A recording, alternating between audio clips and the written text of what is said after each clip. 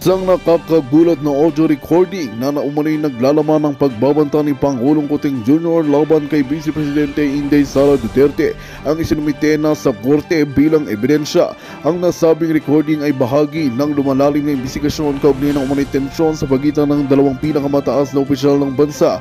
Bukod dito, ilan sa mga nahuli na hinihinalang kasabwat sa kaso ay hinihayag na handang tumestigo laban sa Pangulo bilang star witness. Ayon sa kampo ni VP Sara, ito na ang pinakamabigat na ebidensyang magpapatunay ng pagkakasangkot ng Pangulo sa sinasabing planong paglikida sa kanya.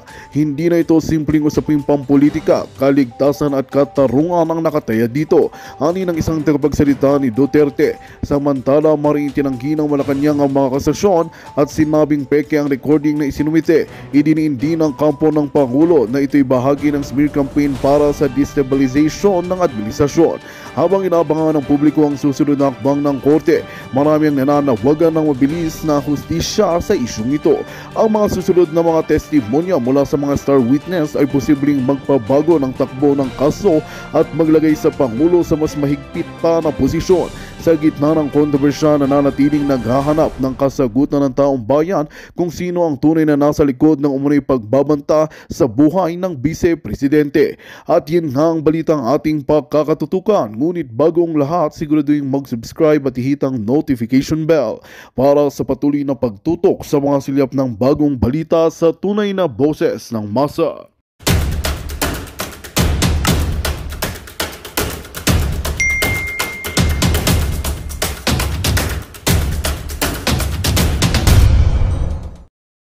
Ngayon ang kakampi ng bayan. Wala na, tayo na lang. Ang kalaban ng bayan, si Bangag at ang mga kaliwang grupo. No wonder. Wala ngayon na mga makakaliwang grupo na nag-aalsa o nagsasalta, Marcos, diktador, diktador. Magkakampi na sila. At napag-alaman namin, hindi pala namin, napag-alaman nila, na ikwento lang sa akin. Ang gugurgur kay Inday. Okay? Isa lang to. Isa lang sa pwede nilang palabasin. Okay? Rebelde ang gugurgur kay Inday. At ito ay babayaran ng Bangag Administration. Sa magkanong halaga? Hindi natin alam. Ngayon nga Through what? Through AKAP, X, Tupad, budget, whatsoever. Kathy Binag Palangga, how are you? I love you, darling. I miss you. Medyo busy lang ako. So, wag kayo nagpapaniwala. Teka, may message sa'yo ng bonggang-bongga.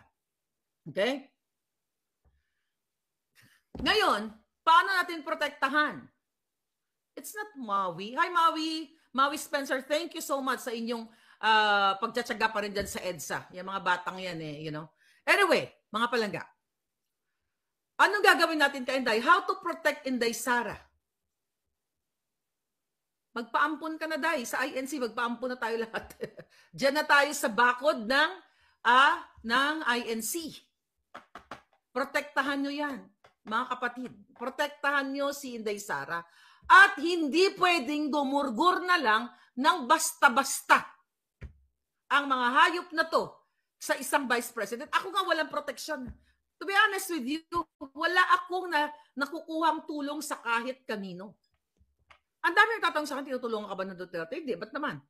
Ako pa tutulong sa kanila. No, kasi I don't do that. Laban ko to Hindi naman ako sinabihan ni Duterte na, uy, ipagtanggol mo kami. Hindi rin ako sinabihan ni Marcos na ipagtanggol mo kami. Kusa ko yun. Even before na inaharas ako ng mga dilawan, hindi ako nanghingi ng tulong. Ni piso wala akong hiningan ng tulong sa Duterte at Marcos na yan. Kaya itong laban ko, kung gugurgurin, kung magsalubong kami ng assassin, gaganon lang ako, Okay, gaganon-ganon ako. Tangay na mga, dati akong buksidor. Ang mga binubuksing ko, mga saging lang sa bayan namin. Anyway, kung mahal nyo ang bayan ninyo, you only live once. You have to speak up. Naintindihan ko kayo dyan sa Pilipinas na nag-worry kayo sa inyong mga negosyo. That's self-serving. Huwag kayo mag-worry. Kasi kung lahat kayo nag-worry sa inyong mga negosyo na baka anuhin kayo ni Bangag, hindi nyo mahal ang bayan ninyo. Ibig sabihin, mahal nyo ang negosyo ninyo. Pero kung lahat kayo ay magsalita dahil natatakot kayo sa pwedeng mangyari sa inyong mga future ng inyong mga anak, pag lahat kayo lumabas, mag-speak up, whatever, anong gawin nyo, tumambling kayo. Hindi nyo inalintana na kayo ay gipitin sa inyong mga negosyo, ganito lang naman kasi yan. If you are paying taxes rightly naman, ng tama, di ba? Wala kang ikatatakot. Pero alam ko rin, natatakot kayo, baka buwisitin ang buhay ninyo. Eh di buwisitin mo rin ang buhay nila. Ako nga, binubwisit nila ang buhay ko. Eh di binubwisit ko sila. Araw-araw. Kahit antok na ako, you know what? Sabi, kahit putang ina, hindi pwede maging masaya araw ng mga hayop na to. Kailangan yung bunganga ko, you know, naka-broadcast and everything. Yan dapat ang gagawin natin, mga hital. Okay? Kasi, hindi po pwedeng ginagawa nila. Sandali yan, may kukunin na tayo, mga hital. Ngayon,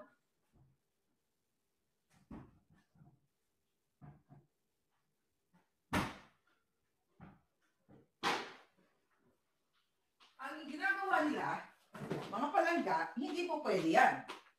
Kasi, tayo huli sa kanila. Okay? Tayo huli. Tayo huli. Ayan yung mga potang inang yan. Yung mga buwaka ng inang yan, hindi natin papayagan, mga kababayan, kaya magagamit na ako ng megaphone. Baka hindi nyo naririnig yung bunganga ko.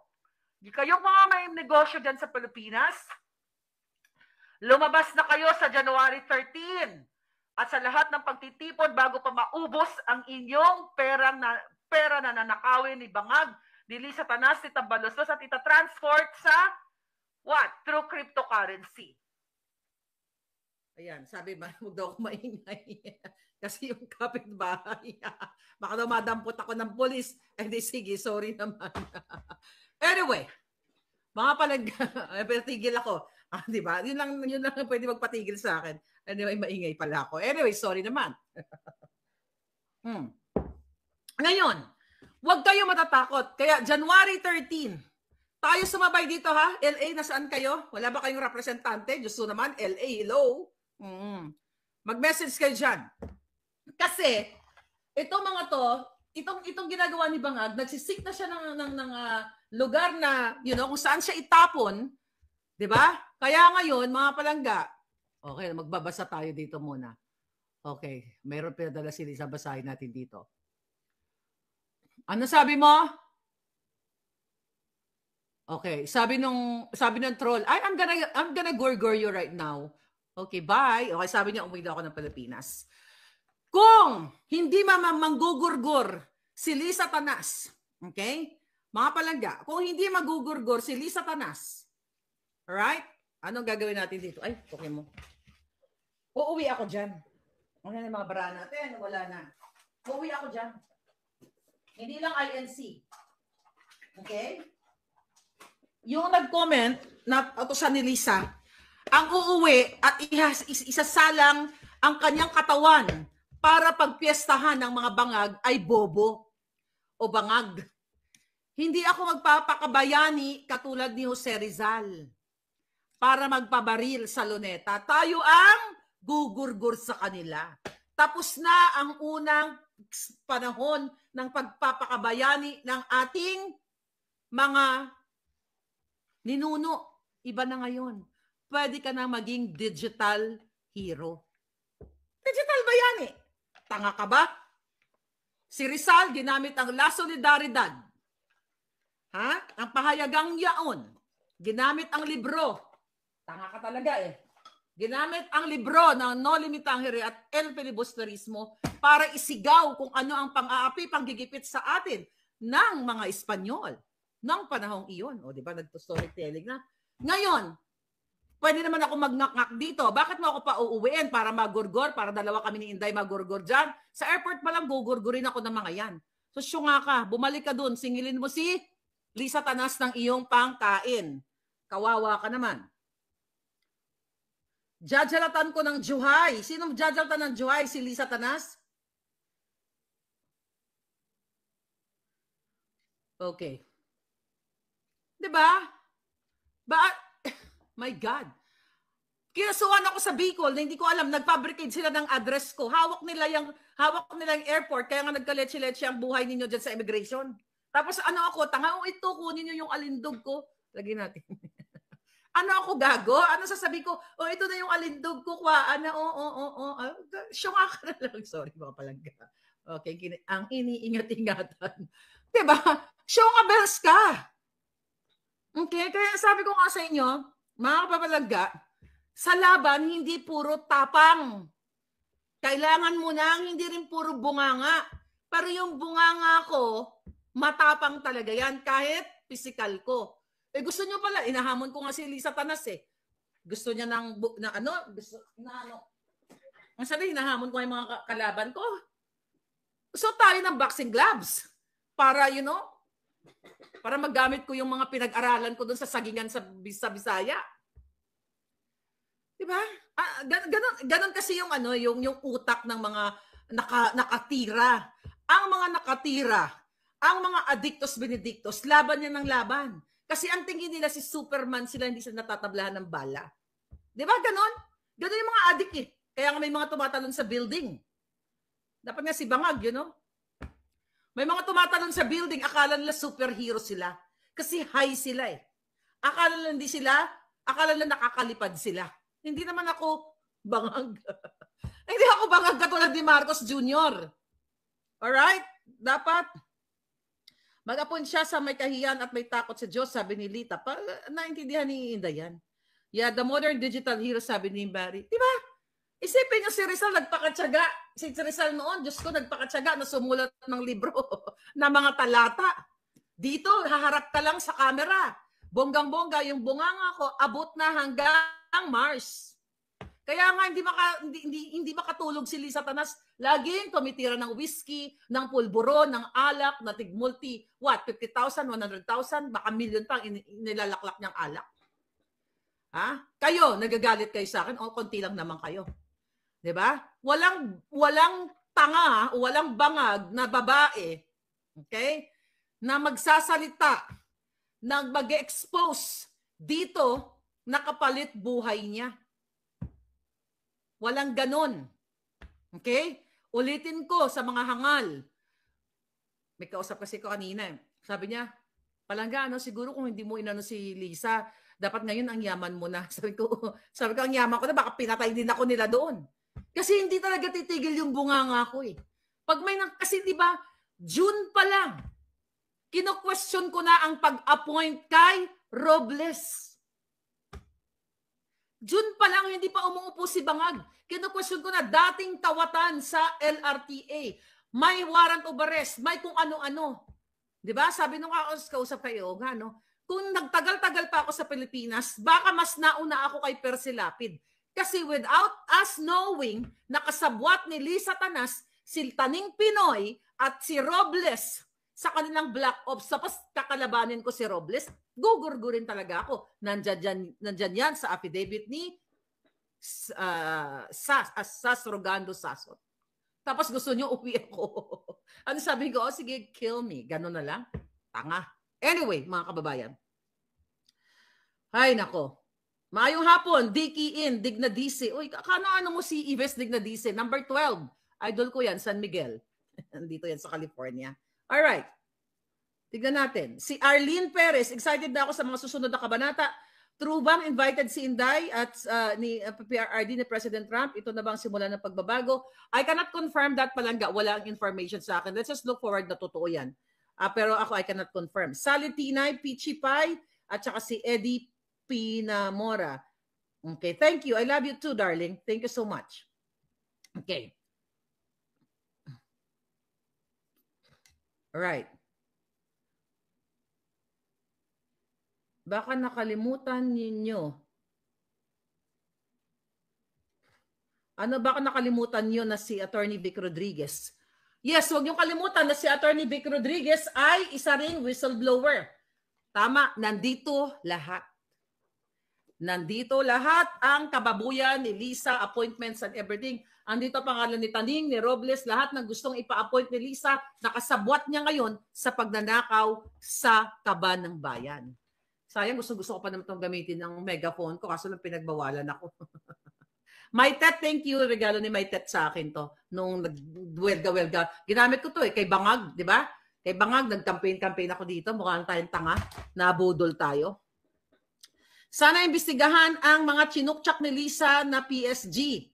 O ayun na nga mga kababayan ayaw imbestigahan. Yung mga expose natin, smuggling, kidnapping ni Lisa, nangidnap ng 2 bata sa Turkey. 'Di ba? At now ngayon yung kanyang yung tinulungan niya, hindi ko pa kasi nabasa political witch boy yung nagbigay mo sa akin na information, yung pagmamay-ari nitong si Chua ng panibagong mga companies. I'll talk about that later. Okay? No. Mali ka dyan. I am not a Filipino for nothing sa si Vic Rodriguez. No. I will disagree. Hindi mo alam kung anong ginawa ni Vic Rodriguez. Mali ka dyan, Palangga. Baka ikaw ba ay pakana ni Aimee? Wag naman sana pakana ka ni Aimee, no. Itataya ko alindog dyan. Hindi magsusulat si Rodriguez, no? Si Attorney Vic, hindi siya magsusulat ng lahat. Ibinulokilya na dito sa librong ito ang laban kay Lisa Tanas at kay Bangag kung siya ay ahas. Ang nagsabi sa yun yung tunay na ahas.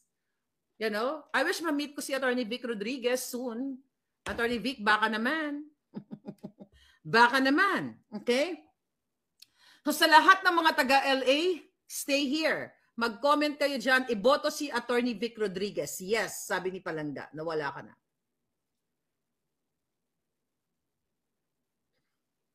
Sabi ni Attorney Trixie, may nag-confirm daw na AFP na invited sila sa ni Trump. Hanggang wala pang official, then we can only speculate. Nag-wait pa rin ako sa book, sabi ni Cotton Fin. Cotton Fin, wala ka pang book? Mag-email ka nga sa akin. Palangga. Ang kala ko meron ka na.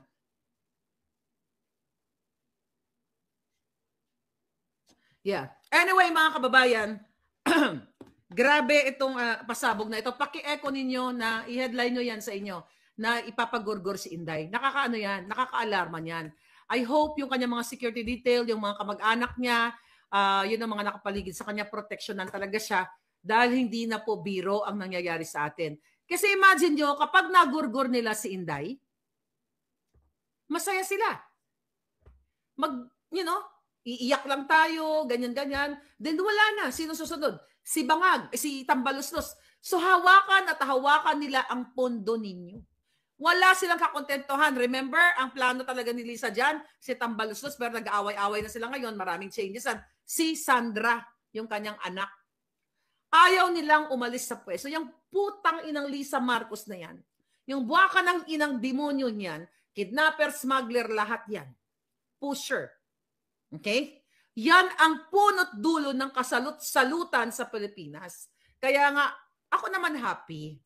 Kasi by January, ito na nga, by January na pala, ay may mga magaganap. Pero sa bawat magandang pangyayari, may mga demonyo na pipigilan nila yan.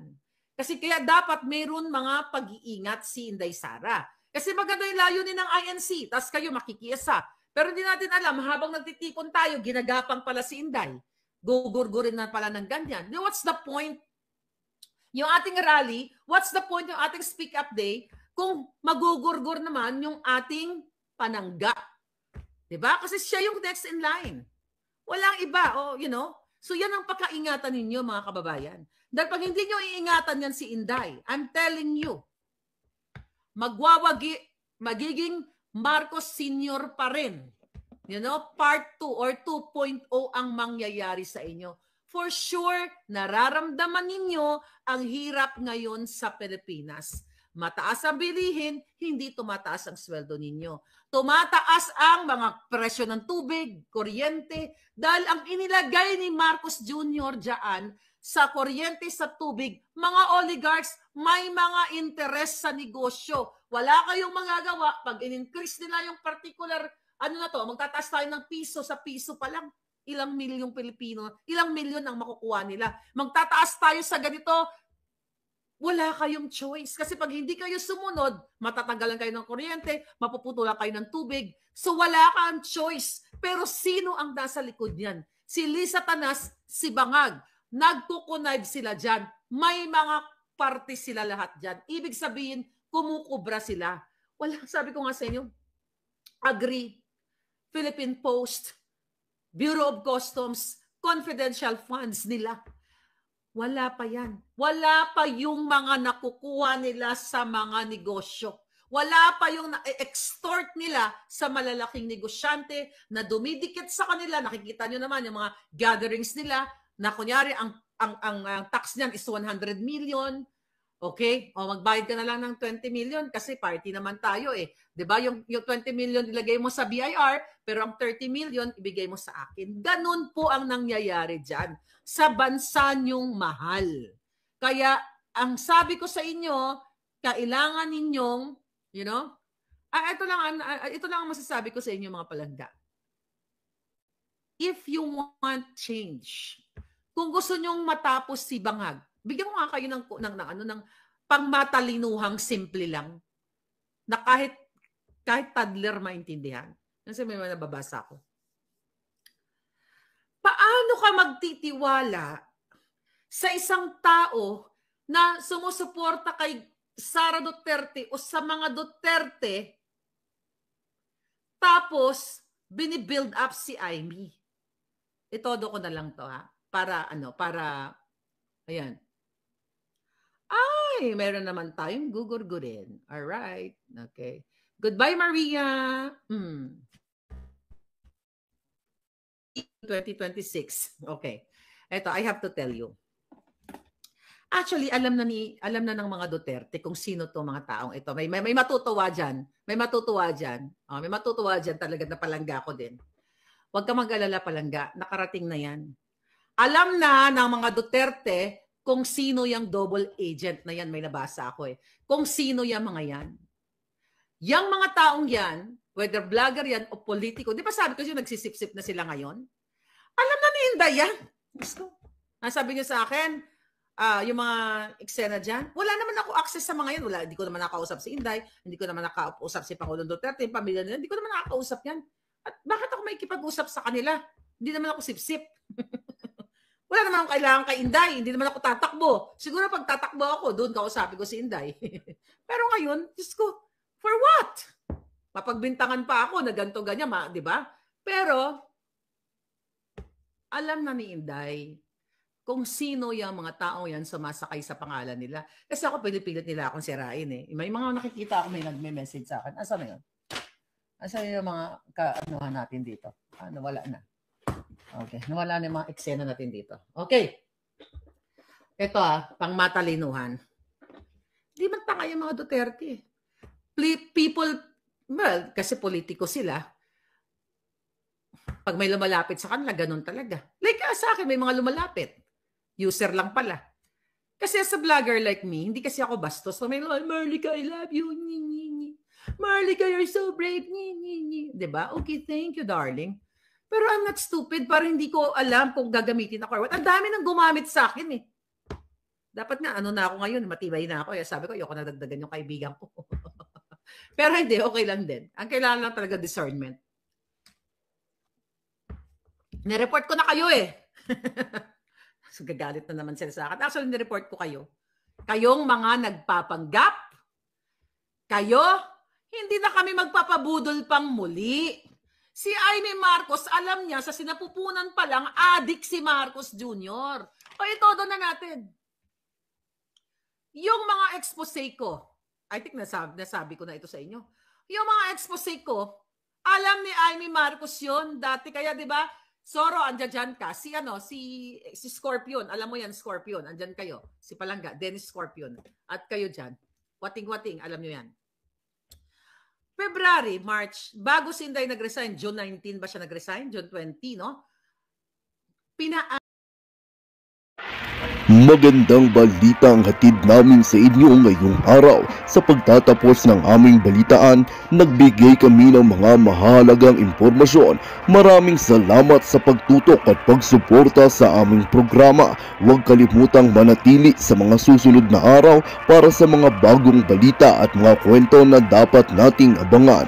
Mula sa boses ng masa, magandang araw, Pilipinas!